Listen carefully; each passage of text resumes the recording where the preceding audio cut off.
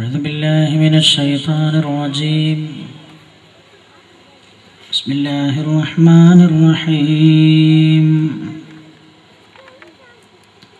الحمد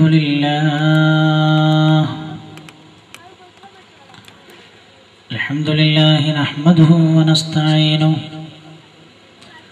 ونؤمن به ونتوكل عليه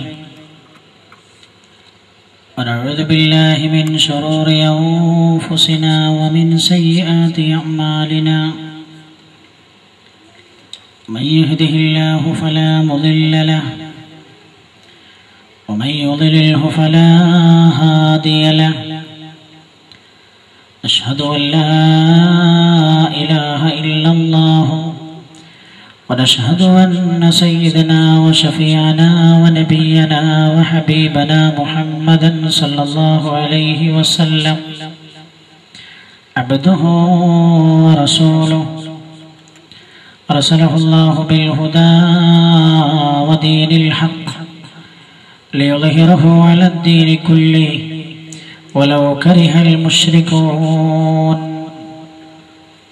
اللهم صل على سيدنا محمد وعلى آل سيدنا محمد كما صليت على إبراهيم وعلى آل إبراهيم وبارك على سيدنا محمد وعلى آل سيدنا محمد كما باركت على إبراهيم وعلى آل إبراهيم في العالمين إنك حميد مجيد.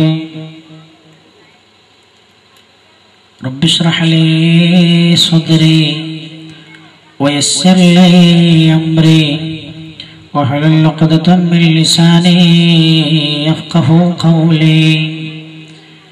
اللهم إن نريد إلا الإصلاح ما استطعت وما توفيقي إلا بالله عليه توكلت وإليه أنيب. بسم الله العظيم القدرة والشان شديد البطش والبرهان حافظ الدين والقرآن. بسم الله ما شاء الله كان وما لم يشأ لم يكن ولا حول ولا قوة إلا بالله العلي العظيم. أعوذ بالله من الشيطان الرجيم. بسم الله الرحمن الرحيم. كلا إذا بلغت التراقي وقيل من راق وظن أنه الفراق والتفت الساق بالساق إلى ربك يومئذ المساق. فلا صدق ولا صلى ولكن كذب وتولى ثم ذهب إلى أهله يتمطى. أولى لك فأولى ثم أولى لك فأولى. يحسب الإنسان أن يترك سدى ألم يكن نطفة من مني يمنى ثم كان علقة فخلق فسوى وجعل منه الزوجين الذكر والأنثى. أليس ذلك بقادر على أن يحيي الموتى. وقال نبينا وحبيبنا محمد رسول الله صلى الله عليه وسلم لو تعلم البهائم من الموت ما يعلم ابن آدم ما أكلتم منها سمينا. يمر وقارب جنبات قبري كأن أقاربي لم يعرفوني. يمر وقارب جنبات قبري كأن أقاربي لم يعرفوني. ذو الميراث يقتسمون مالي وما يألون إن جحدوا ديوني. وقد أخذوا سهامهم وأعشوا فيا الله أسرع ما نسوني. क्या दुनिया से साहिबे माल गए, न दौलत गई साथ न तुफाल गए। पहुंच जाके लहद तक फिर आए सब लोग, हम राह अगर गए तो अमाल गए, हम राह अगर गए तो अमाल गए, हम राह अगर गए तो अमाल गए। जिंदगी इंसान की है मानिंद मुर्ए खुशनवा, शाख पर बैठा कोई दम चहचहाया उड़ गया। अब तो घबरा के कहता है मर जाएंगे, अब तो घबरा के कहता है मर जाएंगे, मर के भी छीन न पाए तो किधर जाएंगे। सल्लल्लाहु अलैहि मुहम्मद। സമാധരണീയരായ നമ്മുടെ മഹല്ല് ജമാഅത്തിന്റെ പ്രസിഡന്റ്, എൻ്റെ പ്രിയങ്കരനുമായ ബഷീർ മാസ്റ്റർ അവറുകളെ,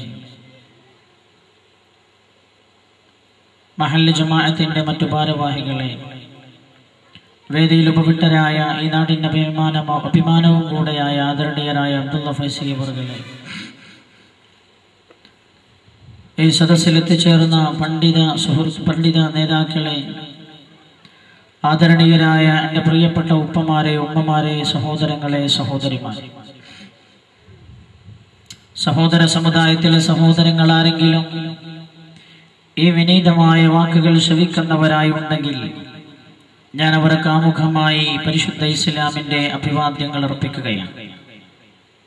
ഇന്ന് നമ്മുടെ വിഷയം ഇന്നലെ അറിയിച്ച പോലെ മരണം എന്നതാണ് നമ്മുടെ വിഷയം.